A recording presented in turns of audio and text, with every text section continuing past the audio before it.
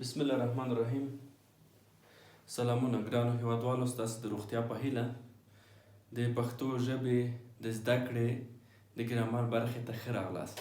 ګرانو دوستانو، د تیرو درسونو په تعقیب نن موږ بیا هم د ضمیر د برخې درېیمې شمېرې ته رسیږو چې استفهامي ضمیرونه دي. استفهامي ضمیرونه کوم ضمیرونه دي چې یو څه دلته ما په تخته مخکې لیکلي وي ګران دوستانو، په دې خاطر چې موږ داسې د وخت د ضایع څخه جلوګیري وشي. نو په لنډ ډول غواړم چې ټول تاسو ته وړاندې کړم او په هر یو کې یو نیم جمله هم تاسو ته ووایم. نو ګرانو دوستانو، استفهامي ضمیرونه هغه ضمیرونه دي چې د پوښتنې په موخه د شخص یا د شي دپاره کاریږي. دوستای عزیز، ضمایر استفهامی ضمایری است که به خاطر سوال و پرسش در مورد یک شخص یا یک چیزی استعمال می شود که خلاصه آن را سرتخته نوشته کردیم. گراهن دوستانو، استفهامی ضمیرونه د مثال په ډول چې اکثره موږ وایو چې د پوښتنې په موخه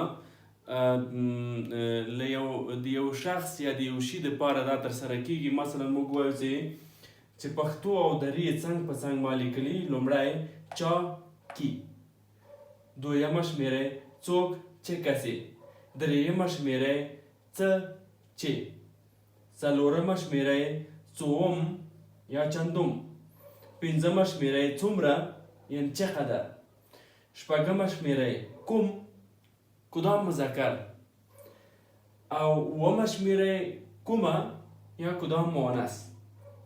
چې په ترتیب سره په هر یو کې په ډېر لنډ ډول ما یو جمله لیکلې ده چې غواړم پښتو او دري یې تاسو ته وړاندې کوم. چې راځم اوله شمېرې ته. اوله شمېره کې موږ لیکلي دي چې چا یا مثلا کی.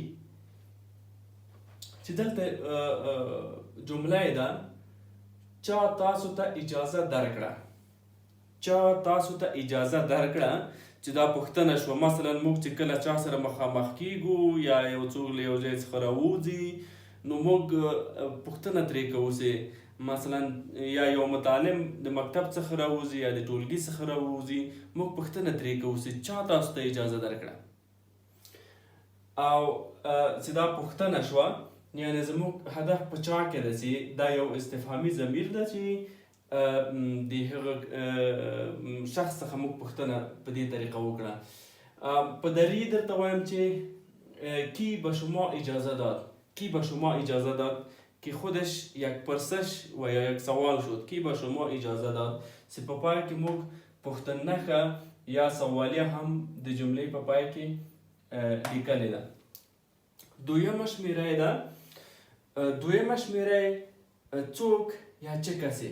څوک یا چې کسې جمله یې ده څوک ستاسې لارښود دی. څوک ستاسې لارښود دی.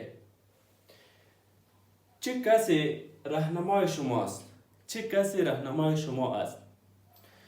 په همدې شکل دوستانو درېیمه شمېره څه یا چې. څه یا چې چې جمله یې ډېره لنډه ما لیکلې ده چې څه کاروبار کوئ. څه کاروبار کوئ.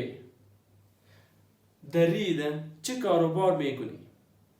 چه کاروبار میکنی.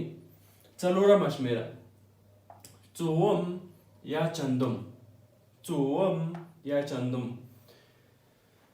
څوم نمبر شوی سږ. څوم نمبر شوی سږ. چندم نمبر شدی امسال. چندم نمبر شدی امسال. سیده دری ژباړه ده یا ترجمه دریشان است. او پنځمه شمېره څومره یا چقدر. څومره یا چقدر. څومره پیسې په جیب کې لري. څومره پیسې په جیب کې لري. چقدر پیسه در جیب داری. و یا هم موږ وایو چې سږکال ستاسې څومره غنم وشول. سږکال ستاسې څومره غنم وشول. امسال چقدر گندم شما شد. په دې شکل څومره موږ په داسې ځایونو کې د دې لپاره استعمالوو. اوومه شمېره کوم کدام مذکر. کوم کدام مذکر. کوم سړی ښکلی ښکاري. کوم سړی ښکلی ښکاري. کدام مرد زیبا معلوم میشه. کدام مرد زیبا معلوم میشه. او اوومه شمېره کومه. کدام مؤنث. کومه ماڼۍ ښکلې ده.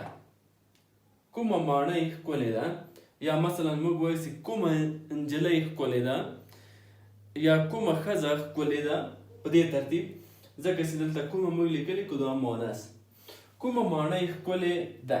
کدام قصر زیبا است. کدام قصر زیبا است. په دې ترتیب ګرانو دوستانو دغه استفهامي ضمیرونه دي. هیله ده چې په دې برخه کې دا تکرار کړئ او په همدې شکل جملې هم جوړې کړئ. که چېرته مو په جمله بندۍ یا جمله جوړولو کې ستونزه درلوده نو کولی شئ موږ سره شریک کړئ. انشاءالله موږ به له تاسو سره مرسته وکړو. او که چېرته نیوکې وړاندیزونه لرئ هم کولی شئ له موږ سره یې شریک کړئ.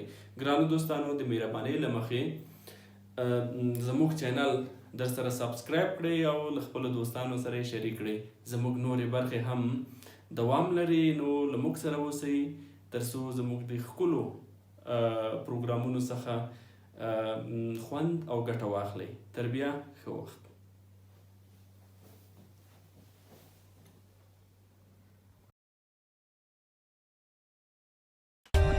For more updates, subscribe to our channel, click the show links and enjoy watching the videos.